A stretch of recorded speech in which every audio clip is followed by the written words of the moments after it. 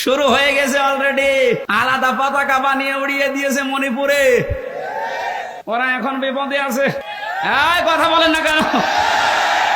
ওরা বহু চেষ্টা চালিয়েছিল ওই সময় পাকিস্তান থেকে আমাদের এই চেষ্টাকে ভাগ করার জন্য। ওরা যেমন সাহায্য করেছে সেভেন সিস্টারের মাধ্যমে ওদের দেশকে ভাগ করার জন্য আমরাও সাহায্য করব।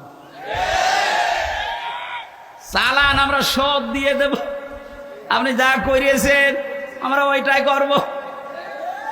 আপনারা ওই সময় ভাগ করে যদি আমাদের বন্ধু হয়ে যান আমরাও কথা বলছেন। শুরু হয়ে গেছে অলরেডি। আলাদা পতাকা বানিয়ে উড়িয়ে দিয়েছে মণিপুরে। খেলা হবে না, খেলা আরম্ভ হয়ে গেছে। আপনারা যেমন আমাদের এতদিন বলেন আমরা বন্ধু, কারণ আপনাদের সেই পাকিস্তান আর এই বাংলাদেশ মাঝখানে ছিলাম, আমরা আলাদা করে দিয়েছি, এই জন্য আমরা আপনার বন্ধু। আমরাও পাশে তো দেখলাম ডক্টর ইউনূস প্রথমে এই ঘোষণা দিয়েছিল, এদেশকে অশান্ত করার জন্য যদি চেষ্টা চালান সেভেন সিস্টার থাকবে না।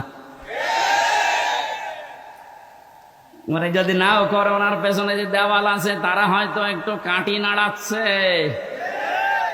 আন্তর্জাতিক যে বিষয়গুলো আমি এখানে বলতে চাচ্ছি না। যাই হোক, আমি এতটুকু টাচ দিলাম, ওরা আমাদেরকে পাকিস্তান থেকে আলাদা করে যদি ওরা বন্ধু হয়, ওদেরকে আমরা এই সেভেন সিস্টার 7টা অংশে ভাগ করে বন্ধু হব। আমরা তো ওরা একটা করেছিল, আমরা 7টা করে দিচ্ছি। আমরা আরো বড় বন্ধু না?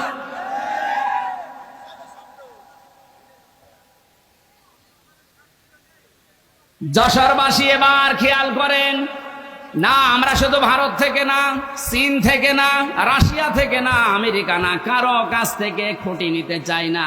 আল্লাহ যে খুঁটি দিয়েছে শান্তির ঘর বানাতে, আমরা ওই খুঁটি নেব। আমার কথার অর্থ বোঝার চেষ্টা করেন, খুব খেয়াল করে শুনবেন।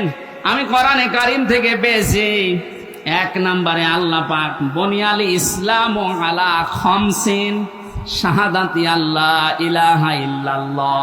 এই যে হাদিসটার ভেতরে 5টা বিষয় আছে, তার 4টা খুঁটি আমি সেট করেছি। নামাজ, রোজা, হজ আর যাকাত, এই 4টা খুঁটি মজবুত ভাবে গেড়ে দেওয়া লাগবে।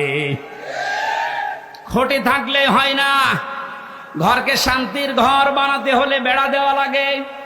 কথা বলেন না কেন? কোরআনে কারীম থেকে আমি বেড়া বের করেছি 4টা। 1 নম্বরে বেড়া,